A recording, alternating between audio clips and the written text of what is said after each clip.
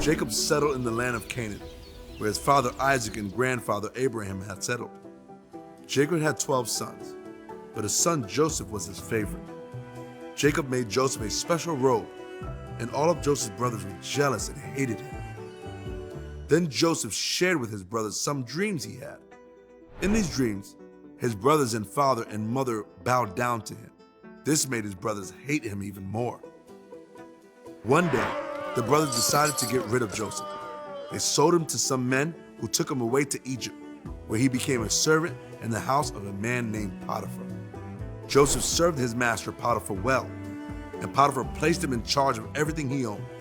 One day, Potiphar's wife lied about Joseph, accusing him of doing something he didn't do. Potiphar was angry, and he put Joseph in prison.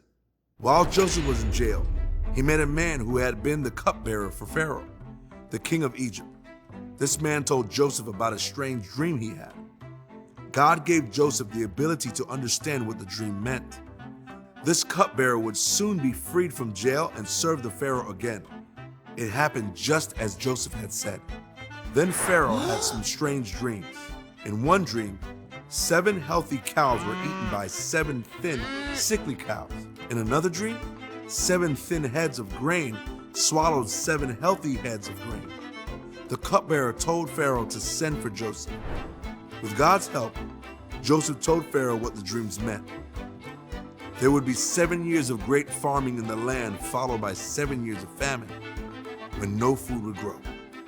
Pharaoh was so impressed that he put Joseph in charge of everything in Egypt. When the famine came, Joseph's father and brothers had no food to eat. The brothers went to Egypt to ask for grain. When they first saw Joseph, they did not recognize him. Then Joseph told his brothers who he was, their brother they had sold into slavery. The brothers were afraid Joseph would be angry with them.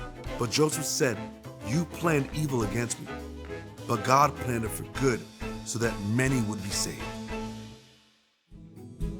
Even when bad things were happening in Joseph's life, God had a plan for good.